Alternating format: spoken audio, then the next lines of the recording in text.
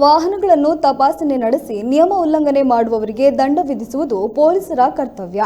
ಆದರೆ ಕಡಬದ ಮಾರ್ದಾಳ ಎಂಬಲ್ಲಿ ಪೊಲೀಸ್ ಇಲಾಖೆಗೆ ಸಂಬಂಧಪಟ್ಟ ಖಾಸಗಿ ವ್ಯಕ್ತಿಯೋರ್ವ ಲಾಠಿ ಬೀಸಿ ವಾಹನಗಳನ್ನು ಅಡ್ಡಗಟ್ಟಿ ನಿಲ್ಲಿಸುತ್ತಿದ್ದು ವಾಹನ ಸವಾರರಲ್ಲಿ ಹಲವು ಅನುಮಾನಕ್ಕೆ ಕಾರಣವಾಗಿದೆ. ನಿನ್ನೆ ಕಡಬ ತಾಲೂಕಿನ ಮರ್ದಾಳ ಸಮೀಪ ಕರ್ಮಾಯಿ ಕ್ರಾಸ್ನಲ್ಲಿ ಪೊಲೀಸರ ಜೊತೆಗೆ ಇಂಟರ್ಸೆಪ್ಟರ್ ವಾಹನ ಇರುವಾಗಲೇ ಲಾಠಿ ಹಿಡಿದು ವಾಹನಗಳನ್ನು ಅಡ್ಡಗಟ್ಟುವ ವಿಡಿಯೋ ಸಾಮಾಜಿಕ ಜಾಲತಾಣದಲ್ಲಿ ಹರಿದಾಡುತ್ತಿದೆ. ಈತನನ್ನು ಕಡಬದ ವಾಹನ ಚಾಲಕ ಲೋಕೇಶ್ ಎಂದು ಹೇಳಲಾಗ್ತಿದೆ.